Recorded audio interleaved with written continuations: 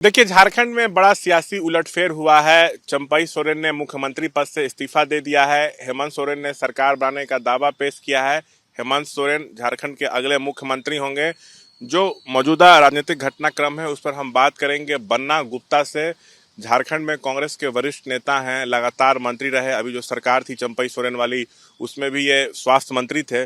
बन्ना जी, सबको ये सवाल पूछ रहा है कि 3 महीने बाद चुनाव है, मुख्यमंत्री क्यों बदल दिया गया?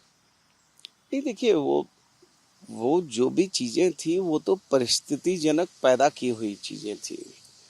वो जिस तरीके से भारतीय जनता पार्टी ने चुनी हुई बहुमत की सरकार को अपदस्थ करना, अपमानित करना, प्रताड़ित करने की जो पहले दिन से व्यवस्था चालू की थी, उसी की पराकाष्ठा थी जब ईडी ने गिरफ्तार किया और गिरफ्तार करके महामहिम राज्यपाल महोदय के घर ले गए।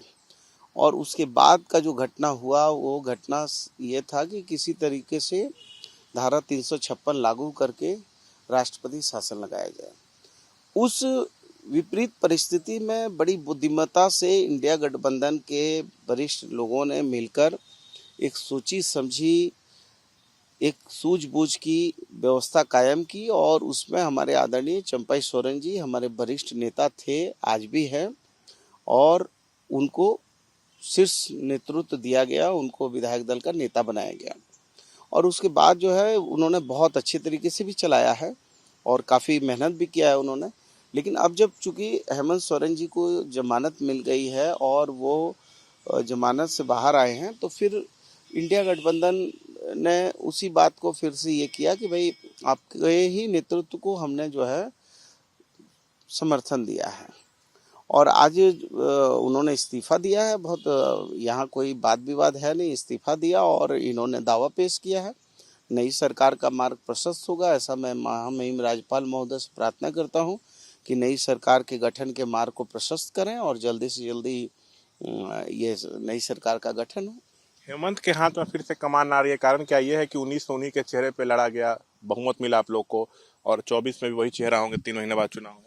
हाँ, निश्चित तौर पर पूर्व में भी उनका नेतृत्व था और हमारे आदरणीय सोनिया गांधी जी, राहुल गांधी जी, हमारे मल्लिकार्जुन खड़गे साहब, उनके आशीर्वाद से हम लोगों ने मिलकर संयुक्त रूप से लड़ाई लड़ी और इसमें कांग्रेस ने भी अपनी पूरी शक्ति के साथ इस इंडिया गठबंधन में अपना दमखम दिखाया और मिलजुल के हम लोगों ने बहुमत पाया है और आगे भी भविष्य में पाएंगे। 7 तारीख को शपथ ग्रहण समारोह है, ऐसी खबरें सामने आ रही हैं।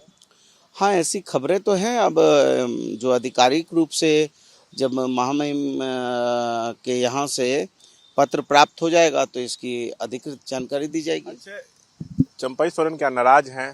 सीएम पद से हटा दिया गया।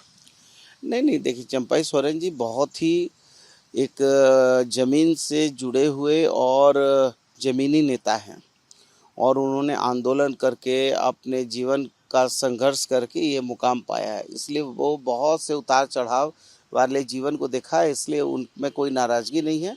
उन्होंने बहुत ही सहज और सरल तरीके से भी प्रेस और मीडिया को भी कहा कि मैं अपनी मर्जी से इस्तीफ़ा दे रहा हूँ और अपनी मर्जी से इस्तीफ़ा देकर अपने नेता के तौर पर हेमंत सोरेन को चुन रहा हूँ।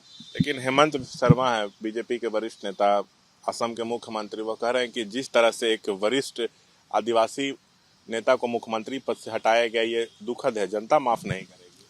अरे देखिए, अब उन लोगों को तो कुछ कहना है, उनको माफ़ कर देगी जनता कि चुनी हुई सरकार के एक आदिवासी मुख्यमंत्री को आपने बिना कारण जो है जेल की सलाख में 5 5 महीना रख दिया बेमतलब का, तो उसके लिए आपको जनता माफ़ कर देगी।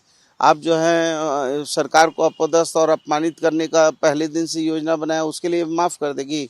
तो अब पर उपदेश कुशल बहुत तेरे, दूसरे को उपदेश देना बड़ा आसान है, लेकिन खुद ही इन लोगों ने इतना अत्याचार किया है, ईडी और सीबीआई का इतना दुरुपयोग किया है, तो इन लोगों को कौन माफ करेगा? ये तो झूठे मक्कार लोग हैं। 47 विधायकों ने हस्ताक्षर किए हैं हेमंत सोरेन को जो समर्थन दिया गया है, कुल हेमंत को मिला के।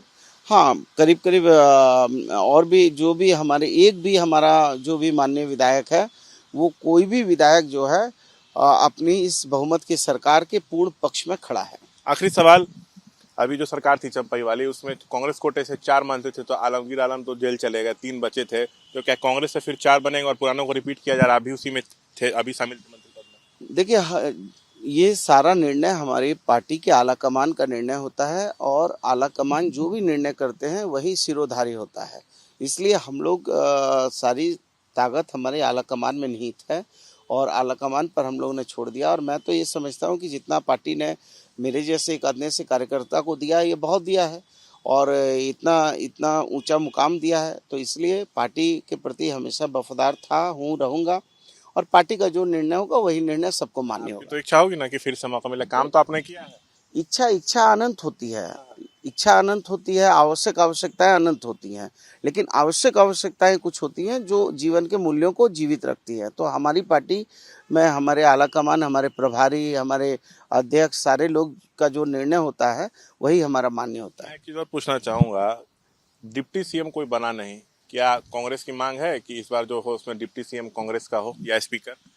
नहीं, देखिए, चूंकि ये मामले जो हैं, ये पूरे मामले नीतिगत मामले हैं और नीतिगत मामले के लिए मैं अधिकृत व्यक्ति नहीं हूँ, इसलिए इस विषय पर आदरणीय प्रभारी जी ज़्यादा बेहतर बता पाएंगे।